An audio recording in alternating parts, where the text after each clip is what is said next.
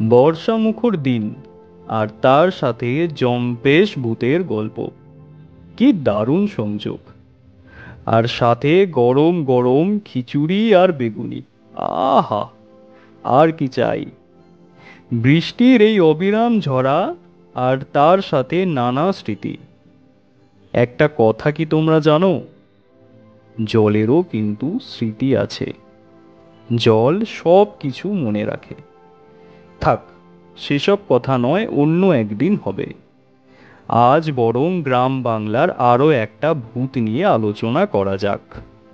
ঠিক ভূত না, একে অপদেবী বলা যেতে পারে। কিছু কিছু বুঝতে পারছো নিশ্চয়ই। হ্যাঁ, ডাইনি। আজ কথা বলবো ডাইনি সম্পর্কে। তোমরা সবাই এই শব্দটার সাথে অল্প বিস্তর পরিচিত। যখন গ্রাম বাংলার দিকে বৈদ্যুতিক আলো বিস্তার ঘটেনি, তখন এইসব ঘটনা প্রায় ঘটতে দেখা যেত। প্রথমেই বলি এদের কেমন দেখতে। এদের পায়ের পাতা উল্টো দিকে থাকে। সদন্তগুলি বড় এবং তীক্ষ্ণ। লম্বা লম্বা হাত ও পা। আর চোখে এক অদ্ভুত মায়া, যার প্রভাবে এরা সাধারণ মানুষের কাছে চলে যেতে পারে, তাদের অনিচ্ছা সত্ত্বেও। তবে যে রূপের বর্ণনা আমি করলাম, তা এনারা লোক সমাজে থাকাকালীন প্রকাশ করে না। এরা শিকার ধরার জন্য সমাজে সাধারণ মানুষের বেশেই ঘুরে বেড়ায়। এবার বলি কারা এই ডাইনি। দেখো, পৃথিবীতে এমন কিছু মানুষ রয়েছে যারা ভগবানের তৈরি সাধারণ জীবন মৃত্যু নিয়মকে ভঙ্গ করতে এবং অসীম ক্ষমতার অধিকারী হওয়ার জন্য শয়তানের পুজো শুরু করে। নানা রকম পুজো অনুষ্ঠান এবং বাচ্চাদের জীবনকে আহার বানিয়ে এরা হাজারো বছরের বেশি বেঁচে থাকে ও নানা অমানসিক ক্ষমতা অর্জন করে। এদের নজর যে বাচ্চার ওপর পড়ে, তাকে বাঁচানো অসম্ভব হয়ে যায়। চলো তাহলে আর বেশি কথা না বলে গল্প শুরু করা যাক। আজ থেকে কয়েক বছর আগের কথা। তখনও কিছু কিছু গ্রাম বাংলার দিকে আধুনিকতার ছোঁয়া লাগেনি। একদিন দুপুরবেলায়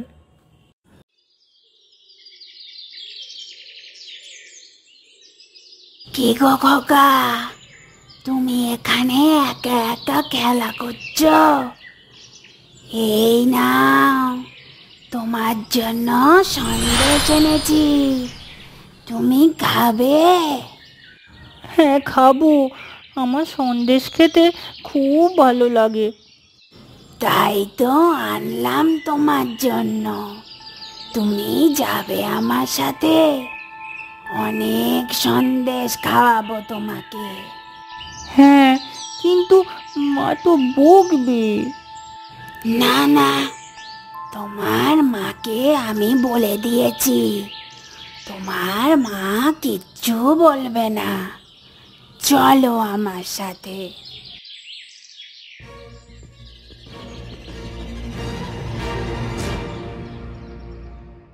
জানো সুনিতা, আজ কেশবদার মেয়েকেও কোথাও খুঁজে পাওয়া যাচ্ছে না। হ্যাঁ, সে কি কি বলছো গো তুমি? এই তো দুদিন আগে মেয়েটাকে ওর মায়ের সাথে দেখলাম মন্দিরের দিকে যেতে। এ কি সব হচ্ছে বলো তো আমাদের গ্রামে? একের পর এক কত বাচ্চাই তো নিখোঁজ হয়ে যাচ্ছে। কি হবে বলো তো? হ্যাঁ গো, আমিও তো সারাদিন এইসব নিয়েই ভাবছি। তবে লোক মুখে কিছু কিছু কথা রটেছে। কি গো? যেসব বাচ্চাদের খুঁজে পাওয়া যাচ্ছে না, তারা সবাই বাড়ির সামনে দুপুরের সময় খেলছিল। তখন নাকি একটা বুড়ি এসে বাচ্চাগুলোকে মিষ্টির লোভ দেখিয়ে তাদের নিজের সাথে নিয়ে চলে যায়।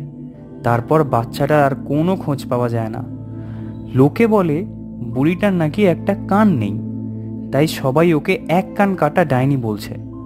তুমি কিন্তু খুব সাবধানে থেকো। নিধিকে সব সময় চোখে চোখে রাখবে। দেখো কখনো যেন অচেনা কেউ ওর সামনে না আসে। সে আর বলতে, এই সব খবর শোনার পর থেকেই তো আমি সারাক্ষণ সজাগ থাকি। ভয়ে তো আমার হাত পা ঠান্ডা হয়ে যাচ্ছে। আমি বলি কি, গুরুদেবকে একবার খবর পাঠালে হয় না? দেখো, এই খেয়াল যে আমার মনে আসেনি তা কিন্তু নয়। উনি বিচক্ষণ মানুষ, নিশ্চয়ই এর একটা প্রতিকার করতে পারবেন। তাহলে তাই করি, বলো? হ্যাঁ, তুমি তাই করো। জানো মা, সবাই বলছে টুকুকে নাকি আর খুঁজে পাওয়া যাচ্ছে না। এক কান কাটা ডাইনি নাকি ওকে খেয়ে নিয়েছে। তোকে এসব কে বলল? টুসির মা আর বাবা বলা বলি করছিল। টুসি সব শুনে আমাদেরকে বলেছে। না মা, এইসব কিচ্ছু না, তুমি একদম ভয় পেও না। আমি আর বাবা আছি তো তোমার সাথে, তোমার কিচ্ছু হবে না। তবে তোমাকেও একটা কথা দিতে হবে। কি কথা মা? এই যে তুমি কোনো অচেনা মানুষের থেকে কিচ্ছু নেবে না, আর কেউ যদি তোমাকে জোর করে কোথাও নিয়ে যাবার চেষ্টা করে তাহলে তুমি চিৎকার করবে, ঠিক আছে? আচ্ছা বাবা, ঠিক আছে। এখন আমি যাই। কোথায় যাবি? এই তো সামনের মাঠে, ওখানে আমরা সবাই বউ বসন্ত খেলবো। আচ্ছা যাও, কিন্তু বাবা যা বলেছে তুমি কিন্তু সব মনে রাখবে। হ্যাঁ গো মা, এবার যাই। যাও। তুমি কিন্তু 10 মিনিট অন্তর অন্তর মাঠে গিয়ে দূর থেকে দেখে আসবে। হ্যাঁ গো, আমি কিছুক্ষণ পরেই যাব। তুমিও এবার বেরোবে তো? অনেক বেলা হলো তো। হ্যাঁ, বেরোচ্ছি আমি তাহলে। সাবধানে যেও।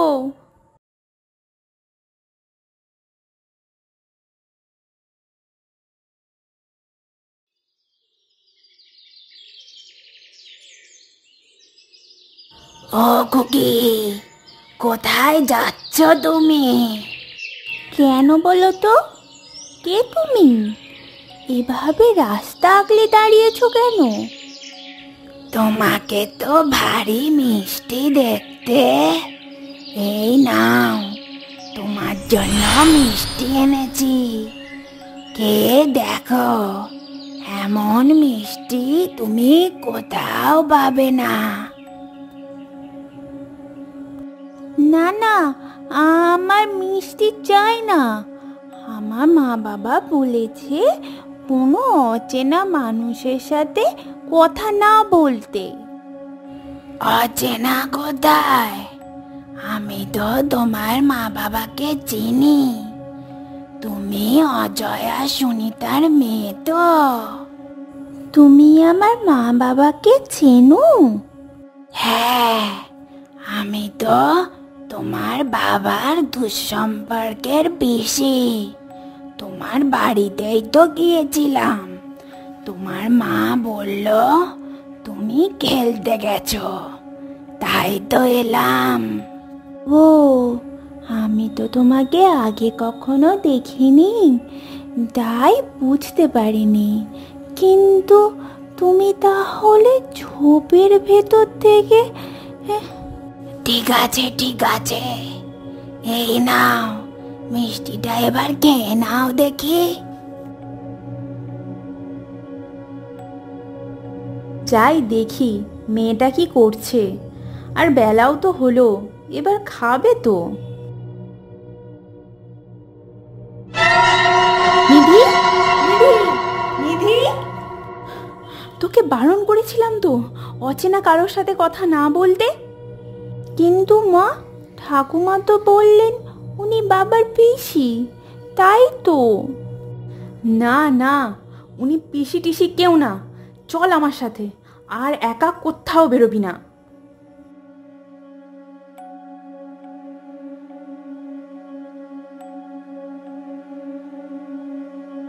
কি বলছো তুমি?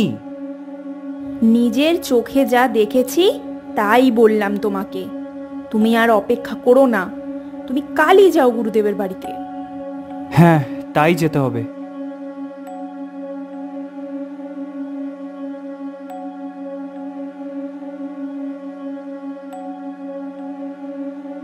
গুরুদেব, আপনি কিছু একটা উপায় করুন। প্রতিদিন আমাদের ভয়ে ভয়ে থাকতে হচ্ছে। তোমাদের গ্রামের উপর এক ভয়ানক ডাইনির চোখ পড়েছে, যে নিজের কার্যসিদ্ধির জন্য নিষ্পাপ শিশুদের জীবন শেষ করে দিচ্ছে। আমি যাব তোমাদের গ্রামে, কিন্তু যেতে আমার কিছুদিন সময় লাগবে। ততদিনের জন্য তুমি এই মন্ত্রপুত কবচটা নিয়ে যাও। এটি তোমার মেয়ের ডান হাতের কবজিতে বেঁধে দেবে। লক্ষ্য রেখো যেন খুলে না যায়। আচ্ছা গুরুদেব। নিধি, যত যাই হোক না কেন, তুমি কিন্তু এই কবচটা তোমার হাত থেকে খুলবে না। আচ্ছা বাবা। মা, আমি টুসি হাসির সাথে খেলতে যাচ্ছি। যাও, তবে বেশি দেরি করো না, আজ গুরুদেব আসবেন বাড়িতে। আচ্ছা। আমাকে আসতে বলে ওরাই এখনো এসে পৌঁছায়নি। দূর, ভালো লাগে না। যাই, ওই গাছটার তলায় বসি। হ্যাঁ গো মেয়ে, তুমি রং বেরঙের চুড়ি নেবে? না, আমি নেব না। আমার কাছে অনেক সুন্দর সুন্দর চুড়ি আছে এই থলেতে। দেখলেই তোমার পছন্দ হয়ে যাবে। কই দেখি দেখি, তোমার হাতটা দেখি। এই তো, তোমার হাতে অনেক সুন্দর লাগবে। তবে তুমি এটা কি পরে আছো? এর সাথে আমার চুড়িগুলো কিন্তু একদম মানাবে না। হ্যাঁ, তুমি ঠিকই বলেছ। আমারও এই কবচটা একদম পছন্দ না, কিন্তু বাবা এটা খুলতে বারণ করেছে। না না, কিচ্ছু হবে না, তুমি খুলেই ফেলো। নিধি, যত যাই হোক না কেন, তুমি কিন্তু এই কবচটা তোমার হাত থেকে খুলবে না। না না, কিচ্ছু হবে না, তুমি খুলেই ফেলো। কি বলছিস তুই এসব? অজয়, তুমি কিছু লোক ডাকো আর এখনই চলো আমার সাথে।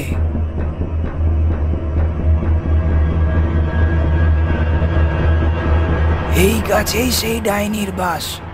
তোমরা সরিষার তেল ঢালো এই গাছের চারিদিকে। এবার আগুন লাগাও। সেই দিনের পর থেকে ওই গ্রামে আর কোনো বাচ্চা নিখোঁজ হয়নি। যেভাবে নিধি তার বুদ্ধি বিচক্ষণতা দিয়ে ওই সংকটময় মুহূর্ত থেকে বেরিয়ে এসেছিল, তা সত্যি প্রশংসনীয়। আসন্ন বিপদ আমাদের নানাভাবে জানান দিয়ে যায় তার আগমন। তাই কোনো কিছুতে অদেখা করো না। আজ আসি তাহলে। সবাই ভালো থেকো, সুস্থ থেকো। নমস্কার।